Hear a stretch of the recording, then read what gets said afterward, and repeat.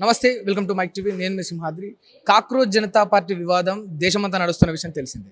కానీ ఇంత వివాదం నడుస్తుంటే ఎంతోమంది పెద్ద పెద్ద భారతీయ జనతా పార్టీ నాయకులు సైలెంట్గా ఉన్నప్పటికీ ఇదే తెలంగాణలోని ఆకుల శ్రీవాణి గారు మాత్రం ఎప్పటికప్పుడు కాక్రోచ్ జనతా పార్టీని కానీ అక్కడ జరుగుతున్న నిరసనలో కొందరు వ్యక్తులను కానీ విమర్శిస్తూనే ఉన్నారు.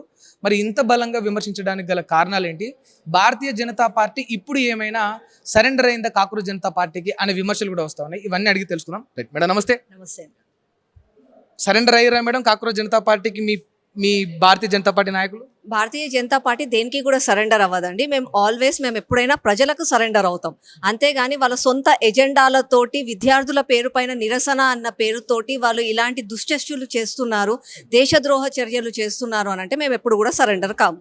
అంటే ఇప్పుడు నీట్ పేపర్ లీక్ పైనే కదా వాళ్ళు అంటే ఏ చర్చ నడిపినా ఏ నిరసన జరిపినా ఇందులో దేశ వ్యతిరేకత చర్యలు ఎక్కడున్నాయి మేడం? అసలు నీట్ గురించి మాట్లాడేది ఉంటే విద్యా హక్కుల గురించి మాట్లాడాలి, విద్యా వ్యవస్థలో జరుగుతున్న అన్యాయాల గురించి మాట్లాడాలి, వాటిని ప్రక్షాళన చేయాలి అని చెప్పి మాట్లాడాలి. అక్కడికి వచ్చిన వాళ్ళకి బ్రాహ్మణ్ వాదసే ఎందుకంటే గొడవ, అక్కడికి వచ్చిన వాళ్ళకి ప్రేమానంద్ గారితో ఏంది ప్రాబ్లము, అక్కడికి వచ్చిన వాళ్ళకి నరేంద్ర మోదీ గారి తల్లిగారితో ఏం ప్రాబ్లము, అక్కడికి వచ్చిన వాళ్ళకి సనాతన ధర్మంతో ఏం ప్రాబ్లం, అక్కడికి వచ్చిన వాళ్ళకి సీతమ్మ తోటి రామదేవుని తోటి ఏమి ప్రాబ్లం వాళ్ళకి. అక్కడివి అన్నీ మాట్లాడుతున్నారని అంటే విద్రోహ శక్తులే. కేవలం బంగ్లాదేశ్, నేపాల్ లాగా మళ్ళా మన భారతదేశాన్ని చేసి చూపిస్తాము అని చెప్పి పదే పదే వాళ్ళు ఒక 10 సంవత్సరాల నుంచి ప్రయత్నిస్తున్నారు. రాజకీయంగా నరేంద్ర మోదీ గారిని ఎదుర్కోలేకపోతున్నారు. ఒక సాకు దొరికింది కదా అని చెప్పి విద్యార్థులను కవచంగా మార్చుకొని వాళ్ళు ఇలాంటి పనులు చేస్తున్నారు. నిజంగా కూడా అక్కడ దాదాపు ఒక 20,000 మంది విద్యార్థులు పోయినరు. అందులో ఒక్కరో ఇద్దరు మాట్లాడిన మాటలు మీరు హైలైట్ చేస్తూ ఉన్నారు. కానీ ఆ 20,000 మందిలో కొన్ని వేల మంది మీరు అంటున్నట్టు ప్రక్షాళన గురించి, నీట్ పేపర్ బాధితుల గురించి, చనిపోయిన విద్యార్థులకు దక్కాల్సిన పరిహారం గురించి మాట్లాడారు. దాన్ని ఎందుకు మీరు కన్సిడర్ చేయట్లేదు? ఒకవేళ న్యాయం జరగాలంటే మనం ప్రజాస్వామ్యబద్ధంగా భారతదేశంలో ఉన్నామండి. మన భారతదేశం నడుస్తుంది రాజ్యాంగబద్ధంగా. ఆ రాజ్యాంగబద్ధంగా మీరు న్యాయం కోరాలి అని అంటే ఒక చట్టం ఉంటుంది, ఒక న్యాయం ఉంటుంది, చట్ట సభలు ఉంటాయి. అలా మాట్లాడాలి. కానీ కేవలం నిరాహార దీక్ష చేసి నేను ఈ ధర్నా చేస్తాను అని అంటే అవుతుందా? ఇవాళ నాకు ఇక్కడ తెలంగాణ రాష్ట్రంలో రేవంత్ రెడ్డి గారు నచ్చట్లేదు, నాకు కోపం.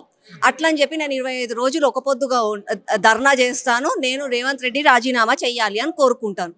రేవంత్ రెడ్డి గారు రాజీనామా ఆమోదిస్తారా అండి? నిజంగా కూడా కరెక్టేనా? అది కాదు కదా. ప్రక్షాళన జరగాలి అని అంటే చట్టసభలలో కూర్చొని మాట్లాడాలి. అది మన ప్రజాస్వామ్యం హక్కు.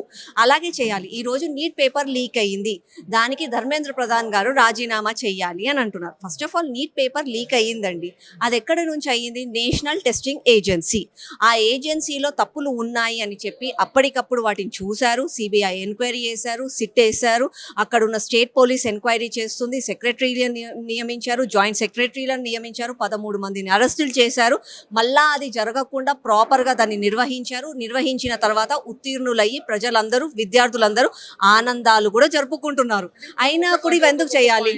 ఒకసారి 2 సార్లు అన్నట్టు మీరన్నట్టే నిరసన చేస్తారు, మీరన్నట్టే ఓపికతో ఉంటారు. బట్ గత 5 ఏళ్లలో ఏకంగా 41 పేపర్లు, అది కూడా 15 రాష్ట్రాలకు పైగా లీక్ అయినాయి.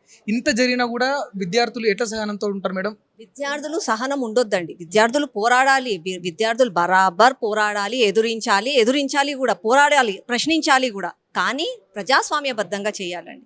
ఈరోజు విద్యార్థుల పేరు పైన కొంతమంది దుష్టశక్తులు అందులో చేరి విద్యార్థులను వాడుకుంటున్నారు. కాబట్టి ఈ మాట మీరే అంటారు మేడం. ఎందుకంటే ఒక మాట నేనంట, తెలంగాణలో భారతీయ జనతా పార్టీలో మీకు ఒక పేరు ఉంది, లేడీ సింగం అని మీరు అంటారు. నిజంగా అంటే లేడీ సింగం అని మీరంత పేరుగాంచిన మీరు చెప్పండి, అక్కడ ఆడపిల్లల పైన ఎంత అన్యాయంగా ప్రవర్తించారు మేడం పోలీసులు వాళ్ళంతా కూడా? అక్కడ అది చట్టబద్ధంగా జరిగింది. అక్కడ ఉన్న విలేకరులు కూడా మహిళలండి. ఏ ఒక్క మహిళ అండి, ఎవరైనా సరే, అది విద్యార్థి అయినా, విలేకరి అయినా, ఆర్మీ జనరల్ అయినా, ఒకవేళ రాజకీయ నాయకులైనా, ఒక మహిళలకి అంతమంది, ఒక 10-20 మంది ఒక మాబ్గా చేర్చి ఒక మహిళను అన్యాయంగా, అమ్మాయిని ఫిజికల్గా అబ్యూజ్ చేస్తుంటే ఎవరు కూడా సహించరండి. నాకు తెలిసినంత వరకు విద్యార్థులు ఎప్పుడు కూడా అలా చేయరండి.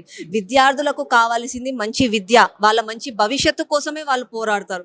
అంతేగాని విద్యార్థుల పేరు పైన పిచ్చి పిచ్చి మాటలు మాట్లాడడం, ఒక ప్రధానమంత్రి వాళ్ళ తల్లిగారిని దూషించడం, ప్రధానమంత్రినే దూషించడం, ఇవి విద్యార్థులు ఎప్పుడు కూడా చేయరండి. ఒకవేళ విద్యార్థులు అలా చేస్తున్నారు అని అంటే వాళ్ళకి తప్పుదోవ ఎవరో చేస్తున్నారు, వాళ్ళని ఎవరో రెచ్చగొడుతున్నారు.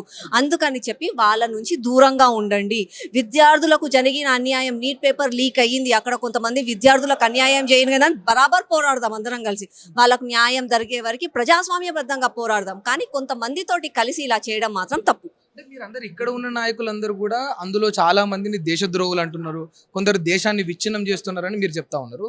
కానీ సెంట్రల్లో ఉన్న మినిస్టర్లు మాత్రం పోయి వాళ్ళతోనే చర్చలు జరుపుతున్నారు కదా మేడం. మరి దేశద్రోహులతో సెంట్రల్ మినిస్టర్లు ఎట్లా చర్చలు జరుపుతారు అనేది ఒకటి వినిపిస్తుంది. ఒకటి ఏంటంటే ఫర్ ఎగ్జాంపుల్ అండి, అక్కడ కూర్చున్న వాళ్ళకి కొంతమందికి బస్ నామ్ రహేగా అల్లాకా. నీకు నీట్ పేపర్ లింక్కి దానికి ఏంటి సంబంధం?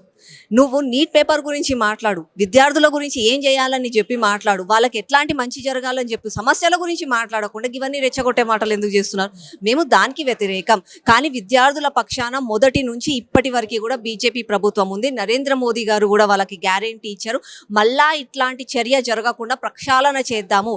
కేవలం రాజకీయాలు చేయాలి అని అనుకుంటే, మీ పంతం గెలవాలి అని అనుకుంటే రాజీనామాలు అవుతాయి అక్కడ. కానీ ప్రక్షాళన జరగాలి, ఇలాంటి మళ్ళా తప్పులు జరగదు, వ్యవస్థ మారాలి అని అంటే కొంచెం ఓపికతోటి ఉండాలి, చట్టసభలలో చర్చించాలి, చట్టం తీసుకురావాలి.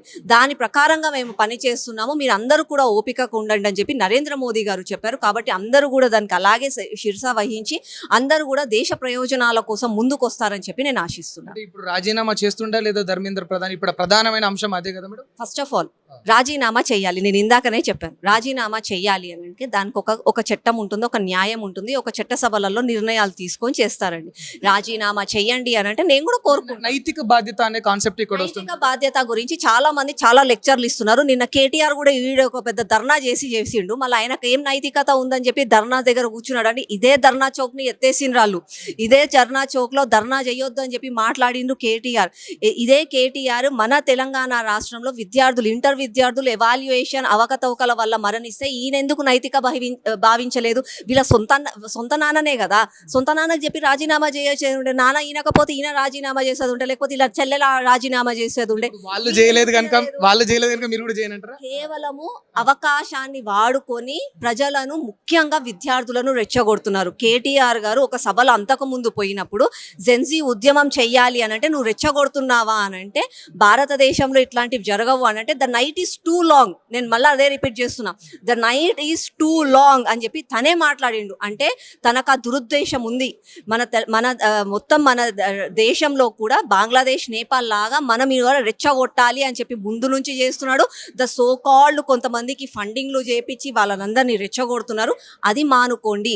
భారతదేశం ఒక సముద్రం, భారతదేశాన్ని ముట్టుకోవాలి అని చెప్పి వేల సంవత్సరాల నుంచి మూర్ఖులు చాలా మంది వచ్చారు, అందరూ పారిపోయారు. అట్లాగే వీళ్ళు కూడా పారిపోతారు. నేను ఒకటే చెప్తున్నా, దేశ ప్రయోజనాల ఒక విషయం నేను అడుగుతా మేడం. భారతీయ జనతా పార్టీకి ఏ విమర్శ వచ్చినా, ఏ వ్యతిరేకత వచ్చినా మీరు యూజ్ చేసే ఓన్లీ 2 words బంగ్లాదేశ్, పాకిస్తాన్. ఇవి లేకుండా భారతీయ జనతా పార్టీ సర్వైవ్ కాదు. అందుకే ఇప్పుడు ఈ నీట్ పేపర్ లీక్ విషయంలో కూడా మీరు కావాలనే పాకిస్తాన్, బంగ్లాదేశ్ విషయాన్ని పైకి తెస్తున్నారు అనేది ఒకటి. పాకిస్తాన్, బంగ్లాదేశ్ విషయాలు మేము పైకి తేవట్లేదండి. గత 20 రోజుల నుంచి వాళ్ళు శాంతియుతంగా ధర్నా చేస్తున్నారు. జంతర్ మంతర్లో వాళ్ళకి పర్మిషన్స్ ఇచ్చారు. వాళ్ళు ఆడ కూర్చొని బర్గర్లు తిన్నారు, నానా రకాల స్లోగన్లు ఇచ్చారు, డాన్సులు చేసుకున్నారు, పిచ్చి పిచ్చి మాటలు మాట్లాడారు. అయినా కూడా పోలీసు కానీ మా ప్రభుత్వం కానీ ఎవ్వరు వాళ్ళని ఏమి అనలేదు. స్వాతంత్రం ఇచ్చాం వాళ్ళకి.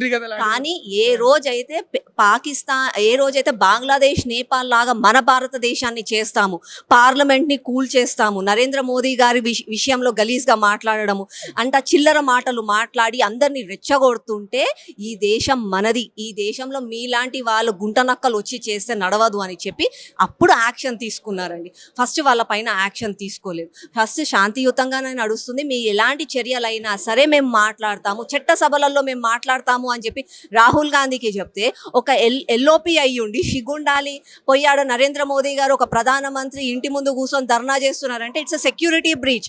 దానివల్ల ప్రపంచవ్యాప్తంగా కూడా నరేంద్ర మోదీ గారు ఒక ప్రధానమంత్రి ఇంటి ముందు ఎల్ఓపి వచ్చి కూర్చున్నారు అని అంటే ఎవరికి పరువు పోతుంది? భారతదేశానికి పరువు పోతుంది, బీజేపీకి కాదండి. పేపర్ లీక్ అయితే పరువు పోదా మేడం? ఇది చెప్పండి. ఒకటే చెప్తున్నా, ఒకవేళ అంతర్గతంగా తప్పులు ఉన్నాయి, వ్యవస్థలో తప్పులు ఉన్నాయి అంటే సరిదిద్దుకోవాలి. సరిదిద్దుకోవడానికి బాబాసాహెబ్ గారు రచించిన రాజ్యాంగ పరంగా, ప్రజాస్వామ్య పరంగా పోరాడండి. అంతేగాని దేశాన్ని విచ్ఛిన్నం చేయాలి, దేశాన్ని ప్రపంచవ్యాప్తంగా దాన్ని హీనపరచాలని చూస్తే మాత్రం దేశద్రోహ చర్యనే. ఈ రోజు నీట్ పేపర్ మన భారతదేశంలో ఉన్న విద్యార్థులకు అన్యాయం అయింది, పేపర్ లీక్ అయ్యిందండి. వేరే దేశాలకి ఏం పనండి ఇక్కడికి వచ్చి మాట్లాడడానికి? పాస్పోర్ట్ మీద టూరిస్టు వాళ్ళు వచ్చిండ్రు, చూసి పొమ్మనండి భారతదేశాన్ని. వాళ్ళకి ఏం పని ఈడికి వచ్చి ఉండడానికి, ఈడికి వచ్చి వాళ్ళు ఎందుకు రెచ్చగొడుతున్నారు, మేము అట్లాంటివి అడుగుతున్నాం. విద్యార్థుల పక్షాన మేము ఉంటాం, విద్యార్థులకు న్యాయం అయ్యేంత వరకు మేము పోరాడతాం, మేము పోరాడుతున్నాము. చట్టసభలలో కూడా చట్టం తీసుకురావడానికి నరేంద్ర మోదీ గారు అనునిత్యం డ్రాఫ్ట్ని చూస్తున్నారు, వీళ్ళు డ్రామాలు చేస్తున్నారు. కాబట్టి విద్యార్థులందరికీ నేను ఒకటే చేస్తున్నాను, మీరు ఈ భారతదేశానికి శక్తి, మీరు కేవలం ఓటర్లు కాదు, మీరు నాయకులుగా మారండి, భారతదేశాన్ని నిర్మించే వాళ్ళలా మీరు మారండి. అంతేగాని భారతదేశాన్ని కించపరచడము, భారతదేశాన్ని తప్పుదోవ పట్టించే వాళ్ళ శక్తులకు మీరు ఎంబడి ఉంటానంటే అది తప్పు. ఎందుకంటే ఇది మన దేశం, వాళ్ళు ఉండరండి, వాళ్ళు ఇయాలో రేపో వీసాలు తీసుకొని పారిపోతారు. మన భారతదేశం, మన కుటుంబం, మనం అందరం ఉండాలి. కాబట్టి ఒక్కసారి విఘ్నతతో ఆలోచించాలి.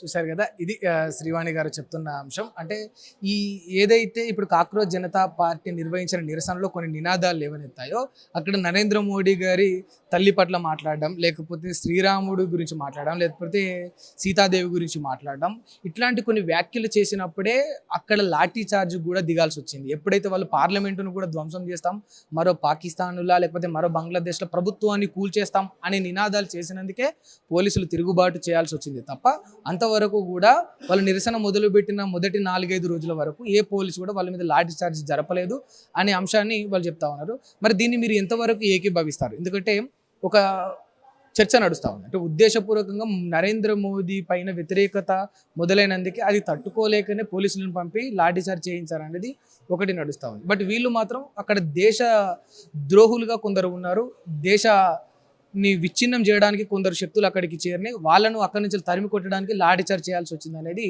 బీజేపీ నాయకురాలైన ఆకుల శ్రీవాణి గారు చెప్తా ఉన్నారు.